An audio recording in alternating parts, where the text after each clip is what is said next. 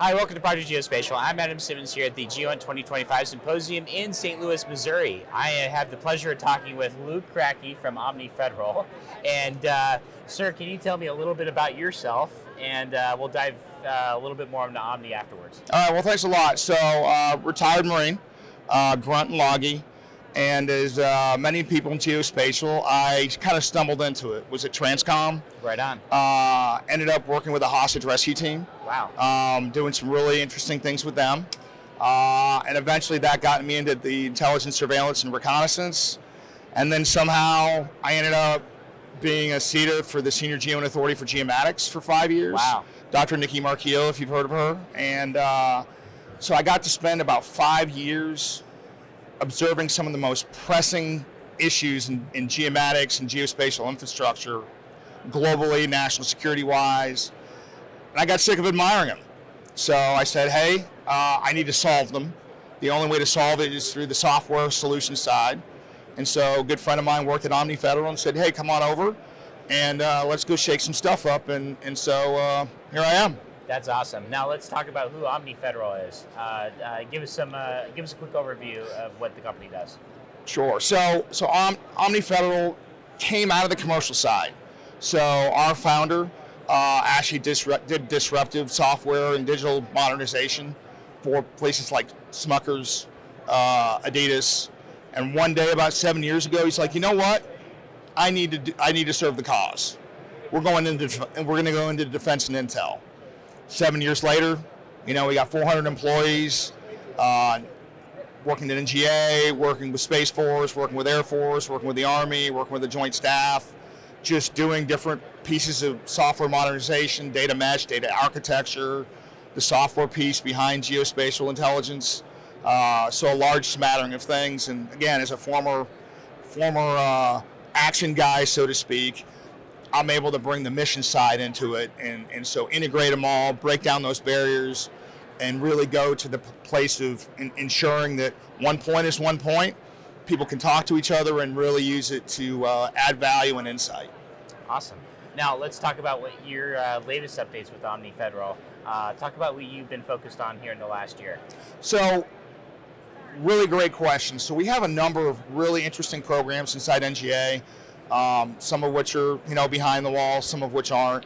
But we have a lot of open source mobile apps that really have the potential to work towards like Joint Regional Edge Node, right, working in the DDIL environment, and really helping those, working towards alt PNT, APNT, integrating that into our solutions. And so bringing in, we have a lot of really great developers, but really making them understand the geospatial side, the mission side, so they're not just putting hands on keyboards. They really know that what they're doing is helping the man or the woman at the tip of the spear that's helping defend our country. That's great. Now I noticed you have an interesting T-shirt you're wearing. Can you talk to me about that? Yeah. Give the camera a look. So Data Rebel. So. What's interesting about geospatial is people that don't know about it get really intimidated by it, right? But all it is four-dimensional data, right? And X or Y, Z in time with a ton of metadata, but still it's four-dimensional. And so everybody talks about data centricity, but the challenge is nobody wants to understand it.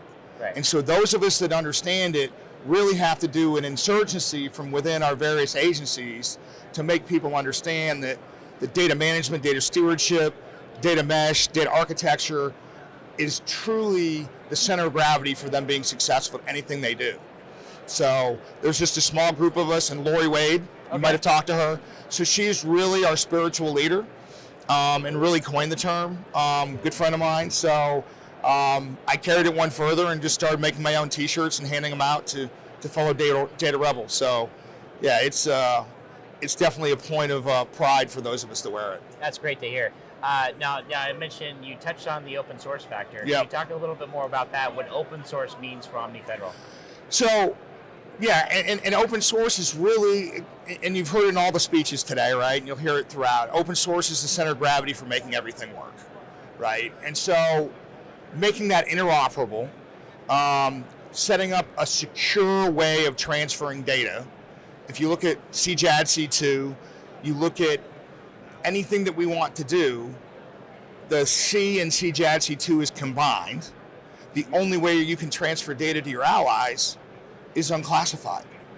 And so you really have to focus on that. And then if we need to move it up, great. But that's the center of gravity for everything we do. Right. And you don't just classify something because it's exquisite or it's sexy or whatever. You have to try to keep it unclassed as much as you can. And so there's certain initiatives that I'm working on that it's all based off of using data that's already been collected. Yeah. Referencing it against a common point, using STAC really is a core concept for sharing data and really accelerating how you can do this foundational digital twin, or as I'm starting to call it, a dynamic surgical skin, right, that updates continuously. That's great. Awesome. Well, in terms of the industry as a whole, I would say this is going to be kind of one of our closing questions here. And what would you say are the latest trends you see the industry going based off of what your experience has been with Omni? So